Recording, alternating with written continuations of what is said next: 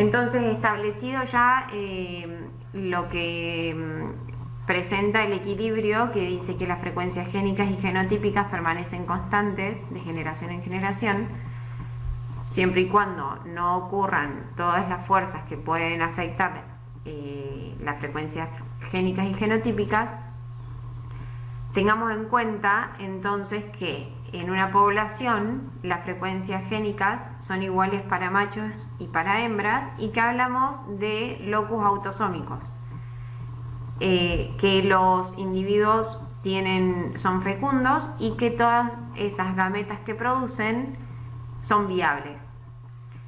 A partir de estos tres parámetros vamos a presentar un apareamiento para entender cómo explica el cuadrado del binomio perfecto el equilibrio de Hardy-Weinberg. Si nosotros apareamos un macho A1, A2 por una hembra A1, A2 y determinamos estos genotipos heterocigotas para tener en cuenta el 100% de los alelos posibles en la población, vamos a tener que A1 por A1, determinado por el cruzamiento de la madre y el padre, nos va a dar un genotipo en el hijo A1, A1 del 25% establecido por P al cuadrado. Cuando cruzamos A1 por A2 de la madre, vamos a obtener el genotipo A2, A1 establecido por la frecuencia Q por la frecuencia P. De igual modo ocurre cuando cruzamos A2 del padre por A1 de la madre, obtenemos un hijo A1, A2 determinado por PQ. Y cuando cruzamos A2 por A2, obtenemos la frecuencia de Q cuadrado, que hace referencia al homocigota recesivo. De esta forma vamos a obtener que cuando elevamos al cuadrado P más Q de los padres, obtenemos la F1 determinada por las frecuencias P cuadrado para el homocigota dominante, 2 veces P por Q determinado por los heterocigotas, más Q cuadrado determinado por el homocigota recesivo. Si a ese cruzamiento o ese apareamiento anteriormente visto le agregamos las frecuencias de los padres, podemos obtener matemáticamente la frecuencia genotípica de los hijos. Así, el cruzamiento se hace 0,7 del padre por 0,7 de la madre, vamos a obtener, dado por, como decíamos anteriormente, si la población es al azar, vamos a tener también, los padres van a ser heterocigotas. Si hacemos este cruzamiento, en el tablero de Punnett podemos ver que 0,7 del padre por 0,7 de la madre es 0,49, que es igual a P al cuadrado. Y así con el resto de los individuos de la F1. Determinando las frecuencias para el alelo A grande 0,7, para el alelo A chico 0,3, lo que nos va a dar una frecuencia genotípica en la F1 de 0,49 para el homocigota dominante, 0,42 para el heterocigota y 0,09 para el homocigota recesivo. ¿Qué implicaciones tiene la ley de Hardy-Weinberg? La frecuencia de los tres genotipos, A grande A grande, A grande A chico y A chico A chico, va a estar dada por los términos de la fórmula binomial, como veníamos viendo, P más Q al cuadrado, que son las frecuencias alélicas de los padres, y debería ser igual a las frecuencias genotípicas de los hijos determinadas por P cuadrado más 2PQ más Q cuadrado. Y lo otro que debemos tener en cuenta es que las frecuencias genotípicas no cambian de generación en generación, es decir, que permanecen constantes y en equilibrio si las frecuencias alélicas permanecen constantes. Si cualquiera de las frecuencias alélicas cambiara, evidentemente o probablemente cambiarían las frecuencias genotípicas de sus hijos. Dijimos que matemáticamente debemos tener en cuenta siempre que P más Q, dado por las frecuencias alélicas, siempre suman 1, y p cuadrado más 2 por p por q más q al cuadrado siempre suman 1. Veamos un poco este gráfico para poder determinar cómo actúan las frecuencias en la población.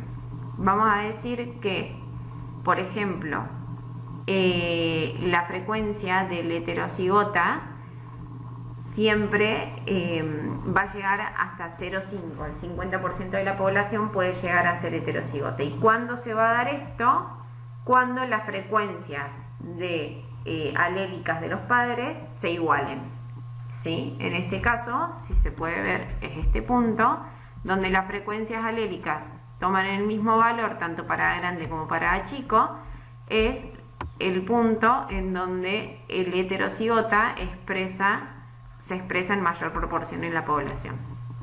Lo otro que podemos deducir de este gráfico es que a medida que los genes se vuelven menos presentes en la población o más raros en la población, los encontramos expresados en los genotipos heterocigotas, no por sí solos, no como recesivos o no como totalmente recesivos o como totalmente dominantes, sino que los vamos a ver expresados en los genotipos heterocigotas. Entonces, ¿para qué nos sirve conocer toda esta matemática explicada por Hardy-Wimber en la genética? A partir de las frecuencias génicas y genotípicas de una población, podemos establecer genotipos no deseados o muy deseados en una población. En qué frecuencia y en qué proporción se encuentran en la población y si es factible identificarlos o si aparecen como portadores de un genotipo que no se expresa, dada la dominancia del gen.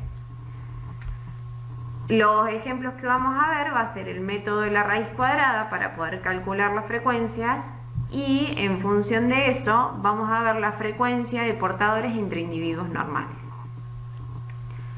Si asumimos que hay una población que está en equilibrio Hardy-Wimber, podemos decir que la frecuencia de Q, la frecuencia alélica de Q, va a ser igual a la raíz cuadrada de Q cuadrado, asumiendo como Q cuadrado al genotipo homocigota recesivo.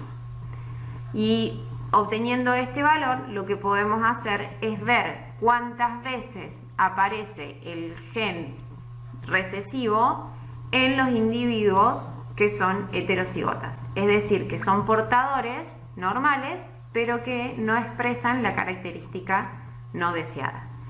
Esa fórmula es para calcular la cantidad de veces que aparecen los portadores en la población. Está dada por 2 veces Q sobre 1 más Q. Q como frecuencia alélica del gen recesivo. Veamos un ejemplo para poder aplicar las fórmulas que vimos anteriormente. Vamos a ver el caso de la fenilcetonuria. Los niños que nacen con fenilcetonuria generalmente no pueden procesar un aminoácido de la proteína, que es la fenilalanina. Cuando se acumula esto en sangre, esta proteína se acumula en sangre, este aminoácido, lo que hace es que puede producir daño cerebral y algún retraso mental. En Reino Unido es una enfermedad bastante no frecuente, sino que hicieron este ensayo para poder determinar cuál es la presencia de la enfermedad en la población. La enfermedad la provoca un gen recesivo cuando se da en su situación homocigota A chico a chico. Es decir, que hay individuos que son heterocigotas que portan el gen pero que no expresan la enfermedad. Como dato dice que en 55.715 bebés del Reino Unido se detectaron 5 casos de la enfermedad. Entonces ahí tenemos el primer dato importante, que es la frecuencia genotípica de cada uno de los genotipos posibles.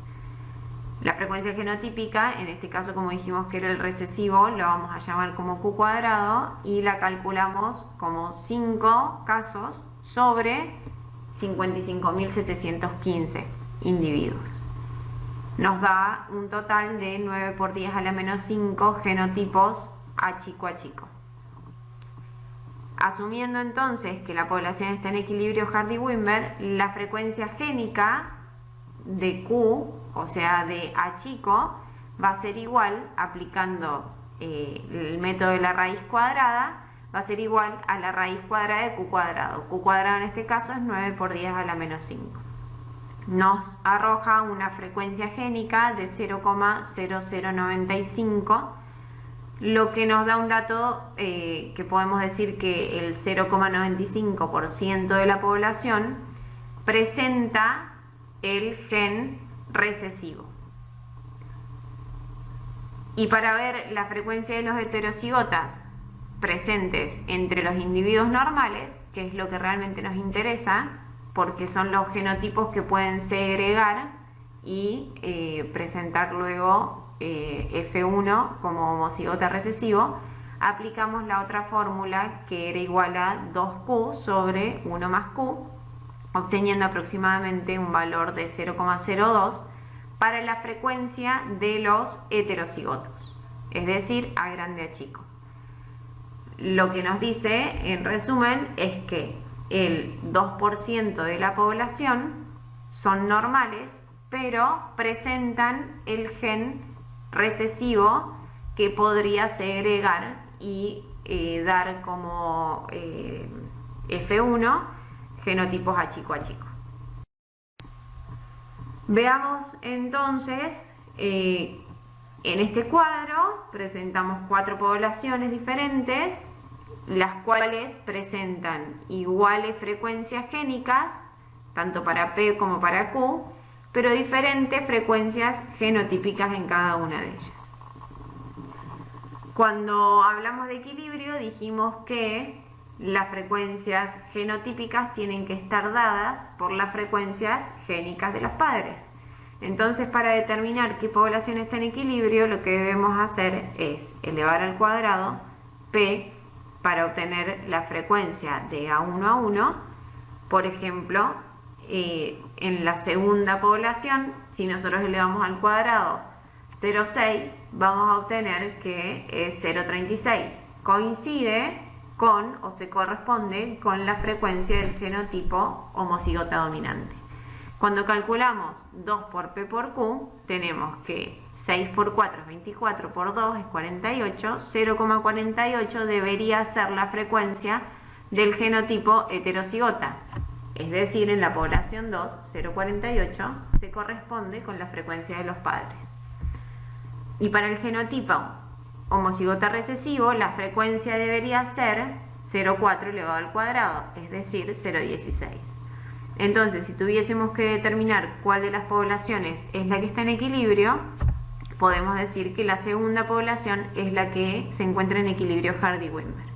Ahora la pregunta es, ¿puede ocurrir que nosotros encontremos frecuencias de 0,6 y 0,4, como en el caso de la tercera población, y encontremos frecuencias genotípicas dadas por 0,5, 0,2 y 0,3? Sí, es factible. De hecho, cuando se rompe el equilibrio, dado por alguna de las fuerzas que mencionamos anteriormente, vamos a encontrar poblaciones con frecuencias génicas que no se corresponden con las frecuencias genotípicas de los hijos.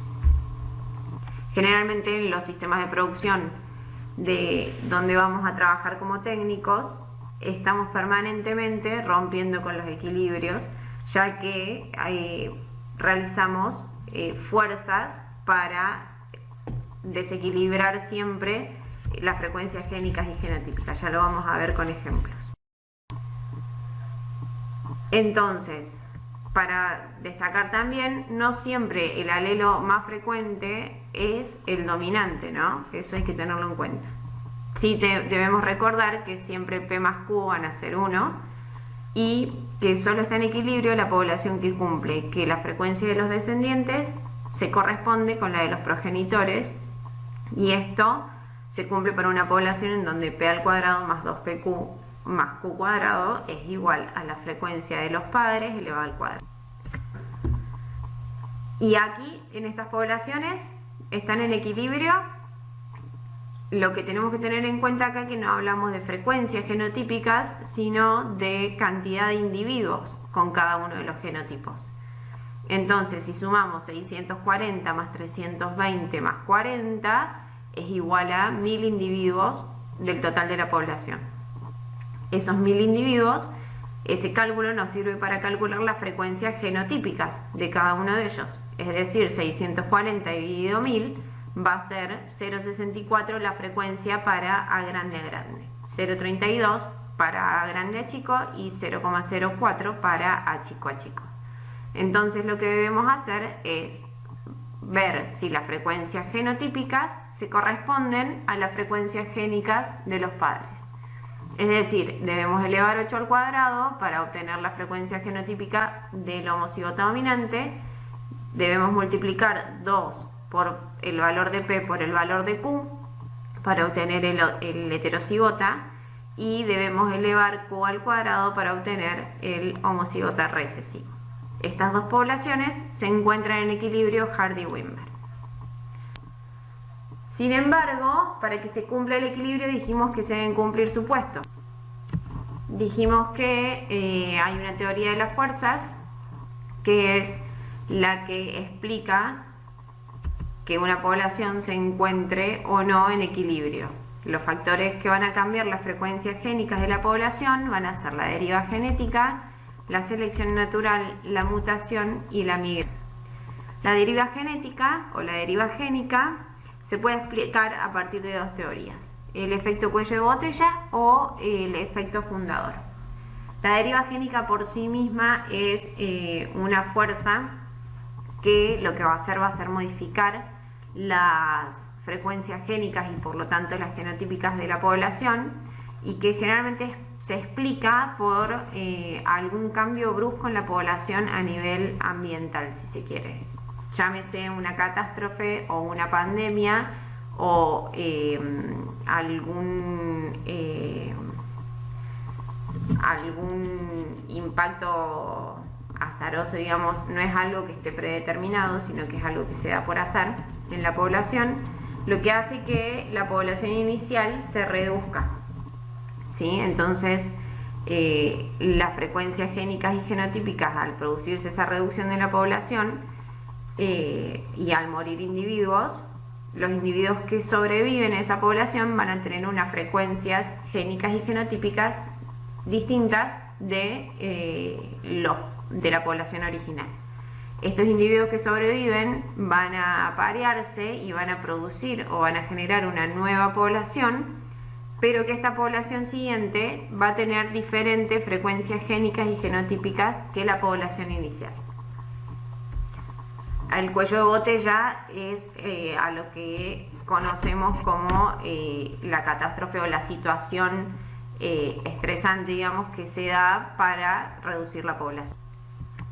El efecto fundador explica lo mismo, nada más que sobre una población originaria hay una parte de la población que se desprende por alguna causa particular y va a ir a formar una nueva población en otro ambiente. Esa nueva población, como dijimos anteriormente, va a tener frecuencias génicas y genotípicas diferentes a la población.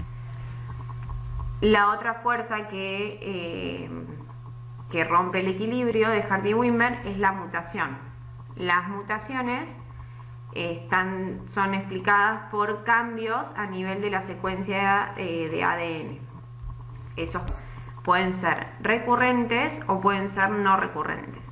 La mutación, cuando es no recurrente, quiere decir que se da en un solo individuo de la población y desaparece, digamos, no se mantiene a lo largo del tiempo. Mientras que las mutaciones recurrentes se mantienen a lo largo de las generaciones y puede ser una mutación recíproca. ¿Qué queremos decir cuando hablamos de recíproca? Que la mutación puede ir de un punto a otro, y llámese un punto a otro puede ir de su estado natural al estado mutado y el estado mutado puede volver al estado natural.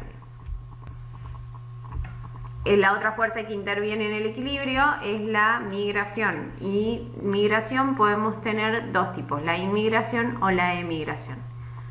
La inmigración es cuando entran individuos o genes en una población, y la emigración es el fenómeno por el cual salen genes de la población.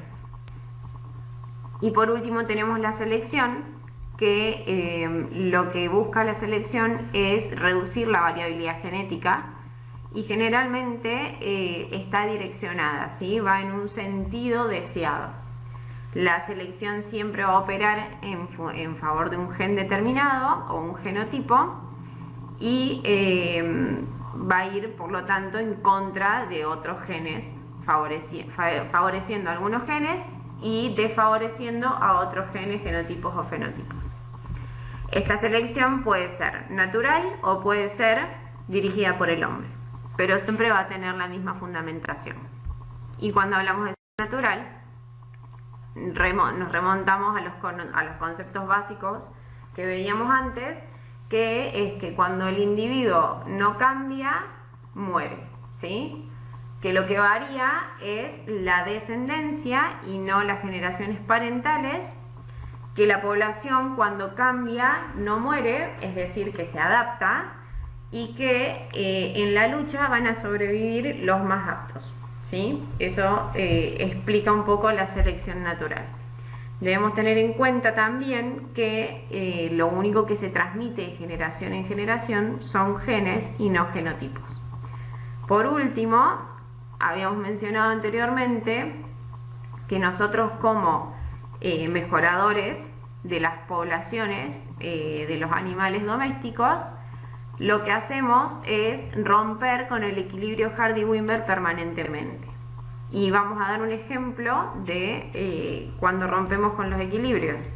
Por ejemplo, cuando hablamos de una de las fuerzas que rompe el equilibrio Hardy-Weinberg es la selección, nosotros generalmente lo que hacemos es, sobre nuestras poblaciones de origen, seleccionar los individuos que mejor expresan un carácter y dirigir apareamientos. Entonces ahí estamos rompiendo el equilibrio, primero porque seleccionamos individuos en función de un genotipo o un fenotipo deseado, y a su vez no permitimos que los apareamientos se realicen al azar. También rompemos el equilibrio cuando, por ejemplo, realizamos migración de genes en la población. Cuando, por ejemplo, en producción bovina, migramos genes cuando, por ejemplo, traemos dosis de semen externas de nuestro establecimiento para inseminar nuestro rodeo. Estamos incorporando genética a través de genes de un padre que no pertenece a la población de origen.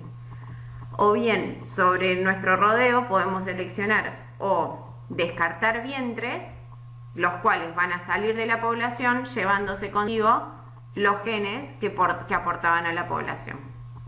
Esos son algunos de los ejemplos en donde el hombre interviene en la selección y en la selección natural y rompe con los equilibrios de Hardy-Weinberg.